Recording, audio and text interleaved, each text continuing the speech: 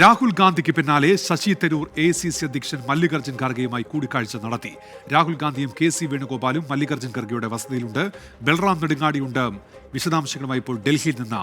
ബൽറാം, ഈ ചർച്ചയുടെ വിവരങ്ങൾ അറിയാൻ കഴിയുന്നുണ്ടോ ബൽറാം?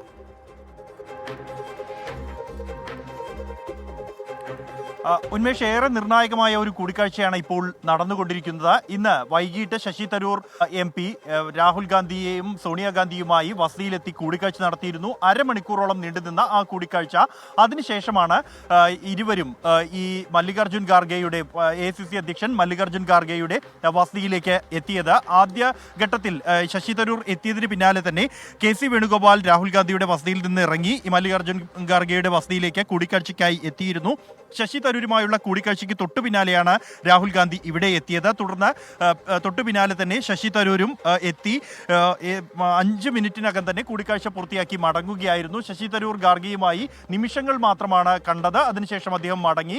എന്നാൽ ഇപ്പോൾ രാഹുൽ ഗാന്ധിയും KC വേണുഗോപാലും ACC അധ്യക്ഷൻ മല്ലികാർജ്ജുൻ ഖാർഗെയുമായി കൂടിക്കാഴ്ച നടത്തുകയാണ്. ഏറെ നിർണായകമാണ് ഈ പ്രത്യേകിച്ച് ശശി തരൂർ അടുത്ത് ഉണ്ടാക്കിയ വിവാദങ്ങളുമായി ബന്ധപ്പെട്ട് ഈ കൂടിക്കാഴ്ച ഏറെ നിർണായകം തന്നെയാണ്. തനിക്കുള്ള പരിഭവങ്ങൾ, പരാതികൾ എന്നിവ, ഒപ്പം തന്നെ താൻ സംസ്ഥാന സർക്കാരിനെ പ്രകീർത്തിച്ചും ദേശീയ തലത്തിൽ പ്രധാനമന്ത്രിയുടെ US സന്ദർശനത്തെ പ്രകീർത്തിച്ചും നടത്തിയ പരാമർശങ്ങൾ ഏത് പശ്ചാത്തലത്തിലാണ്, എന്ത് വസ്തുതകളുടെ അടിസ്ഥാനത്തിലാണ് എന്നീ കാര്യങ്ങൾ അദ്ദേഹം വിശദീകരിച്ചിട്ടുണ്ട്. കൂടാതെ മാസങ്ങളായി തന്നെ അവഗണിക്കുന്നു എന്നുള്ള പരാതി അദ്ദേഹത്തിനുണ്ട്. ഇത് സംബന്ധിച്ചുള്ള കാര്യങ്ങളും ഇന്നത്തെ കൂടിക്കാഴ്ചയിൽ ചർച്ചയായി എന്നാണ് അറിയാൻ കഴിയുന്നത്. ഇതിന് ശേഷമാണ് ഈ ശശി തരൂരിനെ സംബന്ധിച്ചിടത്തോളം സംസ്ഥാനത്തും ദേശീയ തലത്തിലും പാർട്ടി നേതാക്കളെ പ്രതിരോധത്തിലാക്കിയതാണ് അദ്ദേഹത്തിന്റെ പരാമർശങ്ങൾ.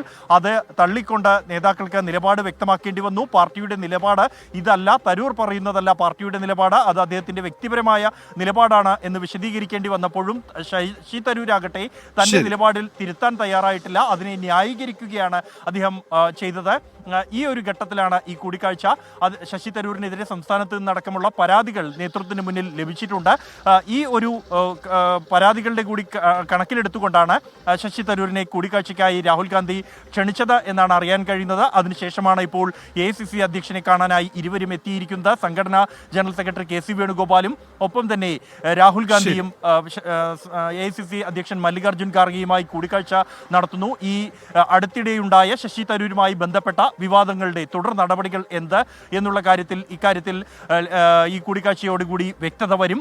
പ്രധാനമായും ഈ ശശി തരൂരിന്റെ പരാതികൾ പരിഹരിക്കാനുള്ള നടപടികൾ നേതൃത്വത്തിന്റെ ഭാഗത്തു നിന്നും ഉണ്ടാകുമോ, ഒപ്പം തന്നെ നേതൃത്വം നിർദ്ദേശം നൽകിയതനുസരിച്ച് ശശി തരൂർ തന്റെ വിവാദമായ പരാമർശങ്ങൾ പിൻവലിക്കാൻ തയ്യാറാകുമോ എന്നുള്ളതാണ് ഇനി വ്യക്തമാകാനുള്ളത്. ഉന്മേഷ്.